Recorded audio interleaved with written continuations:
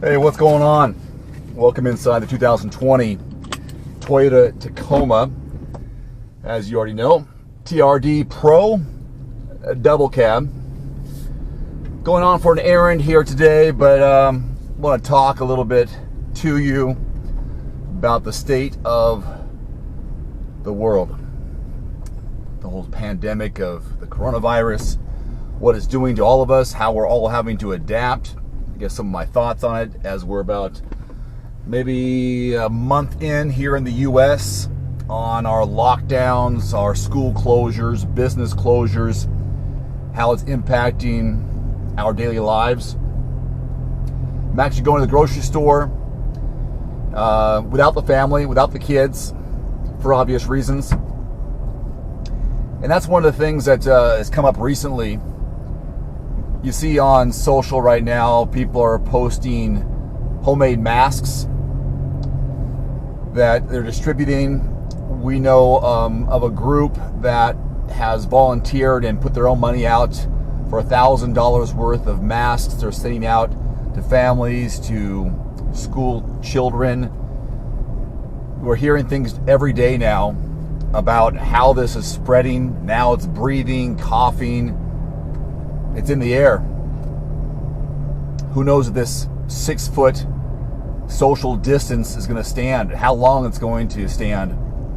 I was at the grocery store a couple of days ago, and they have stickers on the floor to where to stand between the next customer. And I didn't notice until I got up real close and looked down and oh my God, there's stand here or wait here for the next opening spot. And I look behind me, there are 2 more spots back. And that's just for, a simple grocery store thing. It's pretty frustrating, but, there are people out there who have it much worse than most of us who are probably watching this video. Learned just a couple of days ago that this local business that does a sports academy in Spokane, Washington, closed down completely, just closed up the business. They've been around for, I think, a couple of years. They put on events for kids inside. They have a turf field, like a football field, batting cages. They put on clinics, group activities, even birthday parties for kids. And they are basically living week to week. And after a week of finding out that all businesses in Washington State had to close unless they were essential, or drive-through businesses which were allowed to stay open, and people were told, no, you can't go to work anymore. We need to really stay home, stay safe, stop the spread. Well, they closed their business down completely, and now multiple families are impacted. And that's just one small example, and not as bad as others who are on fixed incomes or in apartments. Where can they go? Beaches are closed. State parks are closed. Gas washes are closed. Not gas. Car washes are closed. Parks, like even play sets at schools. Don't come out here. Don't play on these things. Sanitizers are currency. Paper towels are currency. Toilet paper.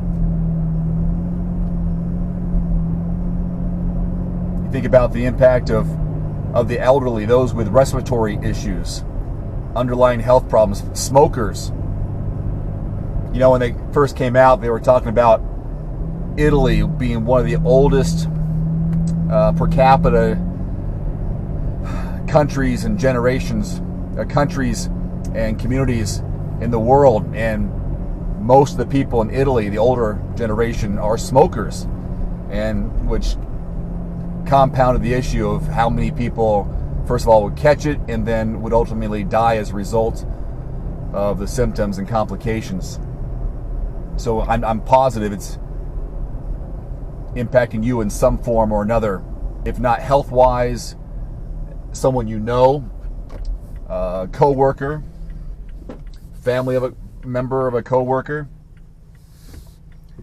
We had somebody not too far away from us who I think is in their late 40s, early 50s, who contracted or got the coronavirus, not sure how.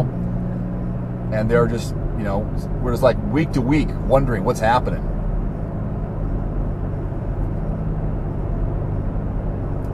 I'm actually shying away and avoiding news reports on YouTube.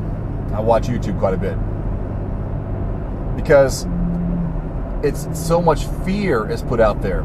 Then I saw a quote or a statistic that the survival rate, not sure the wording, the survival rate of the coronavirus in the U.S. was 98.4%. Yet we're hearing about all the negativity and fear out there. Yes, it's out there. I understand it's out there. But let's spread some positivity if we can. Let's maintain some hope and optimism. So much is fear. So much is clickbait, as we've learned numerous times, not just with the news, but also your regular YouTube videos.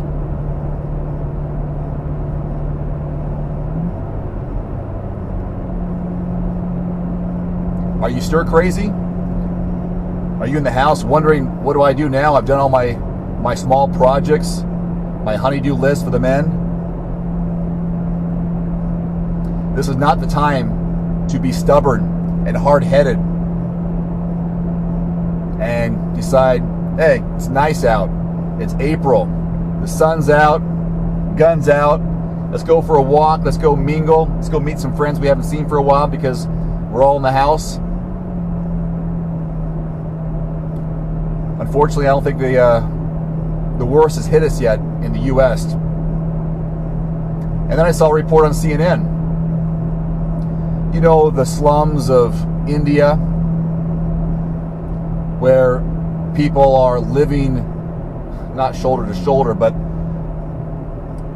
they're just they're scavenging for food in dumpsters and garbage dumps. What are they supposed to do? And how are you supposed to police that? I see disturbing videos out of India, and it seems like it's almost a hoax where these Indian police officers or enforcement officers are driving down the road in their mopeds and then beating people with sticks, telling them to get inside. Just brutal. And then you have the love and the music and the group activities from afar in complexes where people sit out their window and they sing to each other or they talk to each other. I saw one that was really cool where a guy, I don't know how much of this was made up or not, but he sent a drone out to a girl on a rooftop asking for her number when she was exercising. And then they ended up FaceTiming each other. That's kind of innovative. And that's another point we've been talking about, how the world will and must change from what it's been like. And you're going to get some very smart people who are creative and find opportunities in this to make adjustments, better themselves, and find a new routine and a healthy way of living that may not involve much interaction. We have to rethink business. What is a viable business model in the future? If you are dependent on a service industry where you're interacting face to face with people, no one saw this. How can you see this type of situation coming? You can't, can you? Who would have thought they would shut down schools, which would put hundreds of thousands of millions of kids send them home. And then you have to have someone watch those kids. And that person's an adult who has a job or who had a job. And now they have to stay home and not get a paycheck and find ways to feed those kids and then keep those kids busy and to quell their fears, minimize their doubts, and educate them. I think it's great where the education system is, at least in our area, everyone is given or gifted a Chromebook where they can conduct classes on Zoom. So the future of education is being impacted, innovated, and new ways to spread information in a good way. So there's going to be some good from this, but I'm afraid there's going to be a lot more bad to happen before then. And that's going to be lives disrupted, lives ruined. You know, going back to like Mumbai, for example, in India, where these people are already poor and struggling, and now they have no place to go. Hey, go back to your home. Please don't interact. Don't go out in public. Where am I supposed to go?